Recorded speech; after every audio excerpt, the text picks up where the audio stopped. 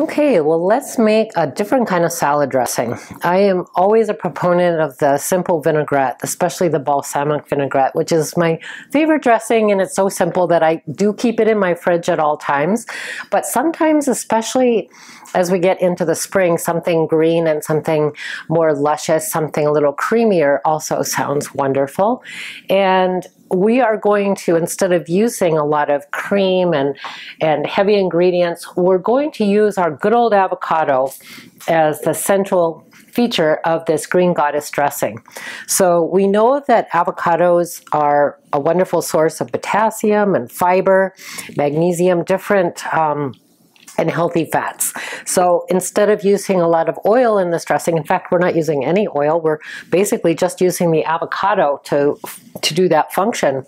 We're going to put in an avocado into a blender, and for this one you do need to have some way to mash it up. You could probably use your forks and do it yourself by hand, but we'll use a little mechanical assistance here. And we're going to put in some yogurt, which is going to give it added creaminess, a little tartness. And you can also put in, if you wanted to do, instead of a quarter cup of plain yogurt, you can also do 2 tablespoons of yogurt and 2 tablespoons of an olive oil mayo to give it another little new dimension, if you wish. Sometimes I do that. And then the next thing will be something, instead of vinegar, we're going to be using lemon juice. So I want to put in a couple of tablespoons of fresh lemon juice.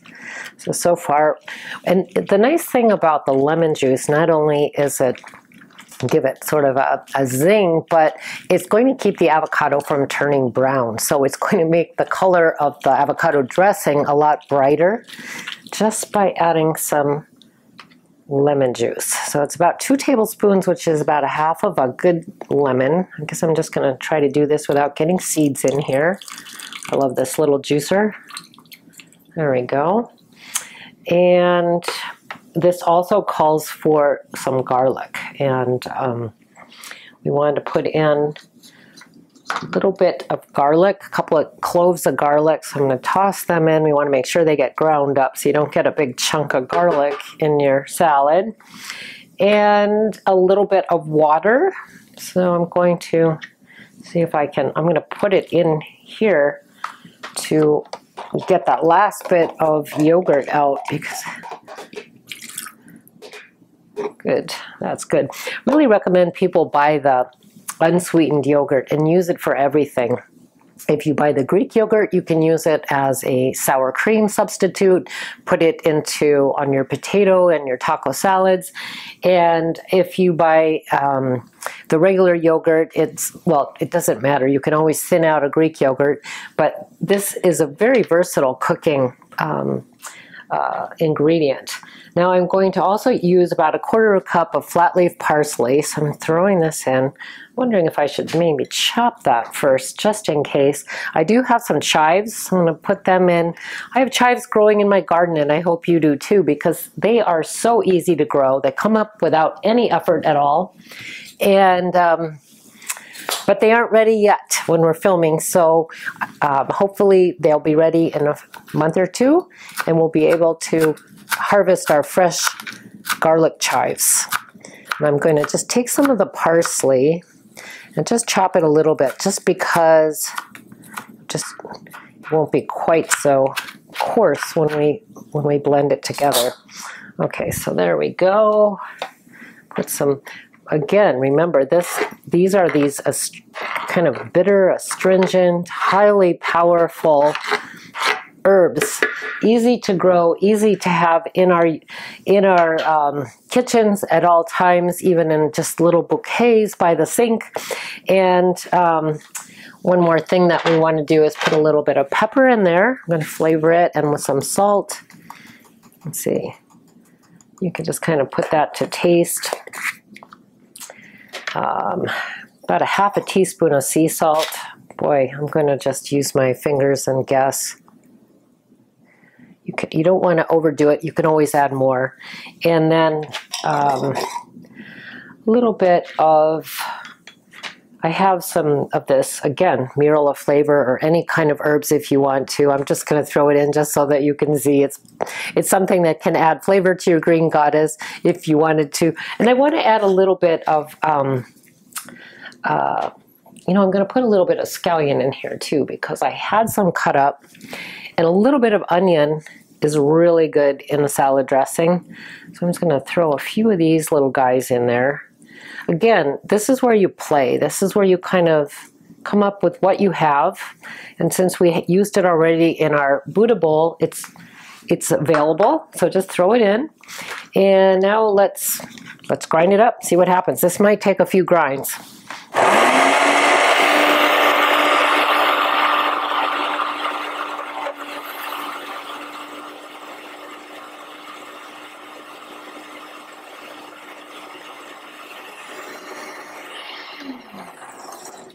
May have to use our little spatula to get everything all blended here. It's almost like it's not enough to fill up the blender. I'm almost wondering if I should just add just a snitch more water here, just because it will blend a little easier.